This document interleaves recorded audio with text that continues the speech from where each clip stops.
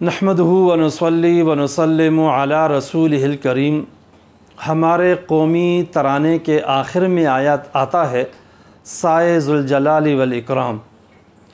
اس پہ بہت سارے حضرات اعتراض کرتے ہیں کہ اس میں اللہ کے بارے میں کہا گیا کہ اللہ کا سایہ ہو،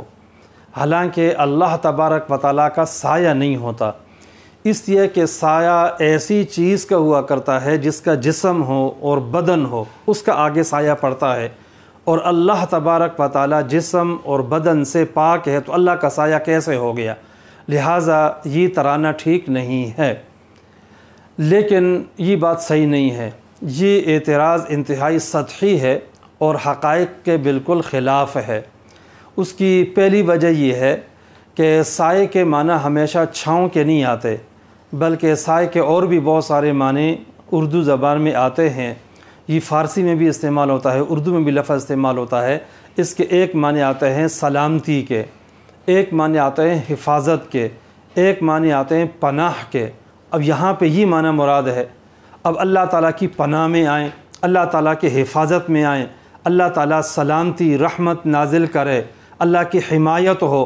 تو اس معنی میں یہ بالکل ٹھیک ہے کہ ہمارے اس ملک پہ اللہ تعالیٰ کی رحمت ہو جائے، اللہ کی پناہ ہو، اللہ کی حفاظت ہو، تو یہ بالکل دعا ہے اور اس میں کوئی حرج کی بات نہیں ہے۔ دوسری بات یہ ہے کہ اگر یہاں پہ سایہ کا معنی سایہ ہی چھاؤں ہی مراد لیا جائے تو پھر یہ مجاز ہوگا، اور مجازن جو ہے وہ سائے کی نسبت اللہ تبارک و تعالیٰ کی طرف کرنے میں کوئی حرج کی بات نہیں ہے۔ چنانچہ احادیث میں بھی سائے کی نسبت اللہ تبارک و تعالیٰ کی طرف یوں مجازن کی گئی ہے۔ چنانچہ صحیح بخاری کے اندر ایک صحیح روایت ہے، آپ صلی اللہ علیہ وسلم نے ارشاد فرمایا، سبعۃ یظلہم اللہ فی ظلہ یوم لا ظل الا ظلہ، کہ 7 افراد ایسے ہیں کہ قیامت کے دن اللہ تبارک و تعالیٰ ان کو اپنے سائے میں جگہ دیں گے، اپنے سائے میں رکھیں گے، فی ظلہ، اللہ تعالیٰ اپنے سائے میں رکھیں گے۔ تو اس حدیث میں سائے کی نسبت اللہ کی طرف کی گئی ہے، مراد یہاں پہ عرش کا سایہ ہے،